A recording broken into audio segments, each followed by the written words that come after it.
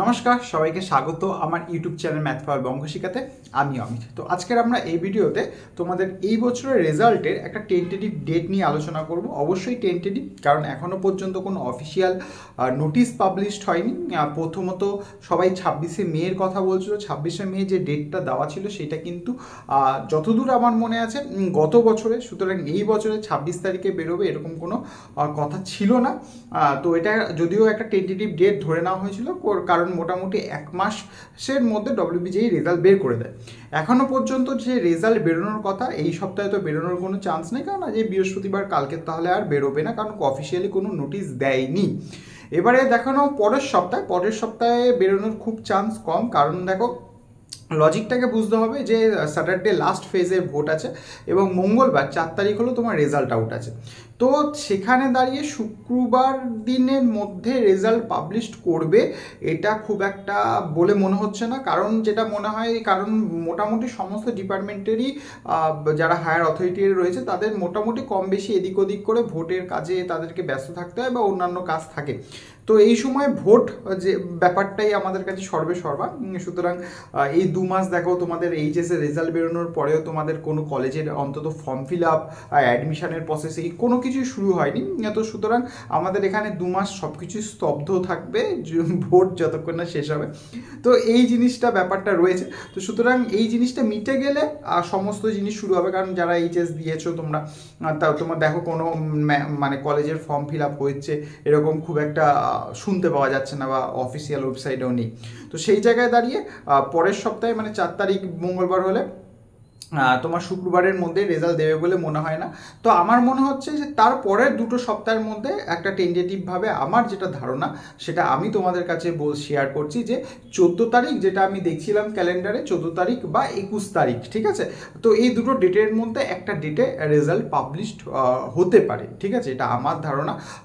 মনে হয় না যে জুন মাসের শেষের দিকে তোমাদের টেনে নিয়ে যাবে, ঠিক আছে? এবারে আগে যদি পাবলিশ করে দেয় তোমাদের সেই কাউন্সিলিংয়ের জন্য ডেট দিয়ে সেই জুলাই করতেই পারে, তো আর না হলে জুন মাসের লাস্টের দিকে, ঠিক আছে? তো আমার মনে হচ্ছে না যে জুন মাসের লাস্ট অবধি তোমাদেরকে টেনে নিয়ে যাবে।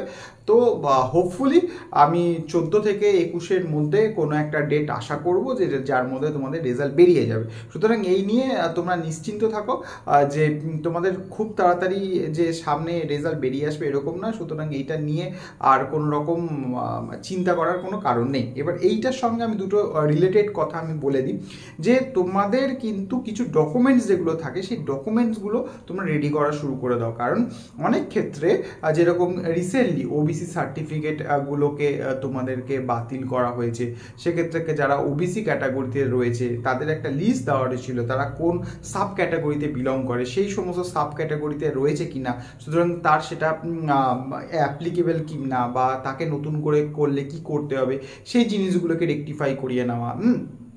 তারপরে তোমাদের যদি ডোমিসাইল সার্টিফিকেট থাকে, ঠিক আছে? তারপরে তোমাদের যে টিএফডব্লিউর আন্ডারে যদি হয়, তার মানে টিউশন ফিসের জন্য তোমাদের ওই মান্থলি ইনকামের থাকে, সেটা অনেকে ভিডিও খেতে দিয়ে করাতে হয়, সেগুলো অ্যাপ্লিকেশন করে নিতে হয়।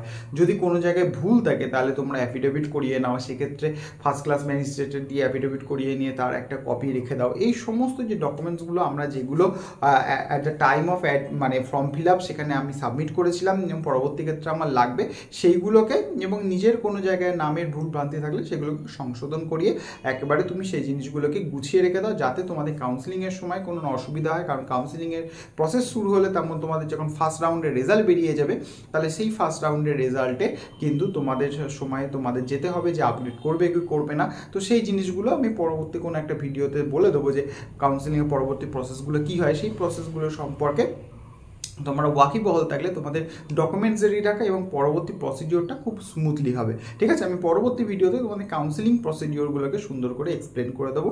আর যদি এই ইনফরমেশনটা ভালো লাগে তাহলে লাইক, সাবস্ক্রাইব, শেয়ার করতে ভুলবে না। তোমরা কোন কলেজে এসে রিভিউ বা কোন পার্টিকুলার সাবজেক্ট নিয়ে তোমরা রিভিউ চাও সেগুলো অবশ্যই কমেন্ট করে জানাও, এবং ডেসক্রিপশনটা একবার চেক করে নাও। বিভিন্ন সাবজেক্ট তার ভালো দিক, খারাপ দিক এবং কলেজের রিভিউ কিন্তু করা রয়েছে, এবং বন্ধুদের মধ্যে শেয়ার করে দিও, নোটিফিকেশনটা অন করে রাখো। দেখা হচ্ছে পরের ভিডিওতে। তো till then take care, good by.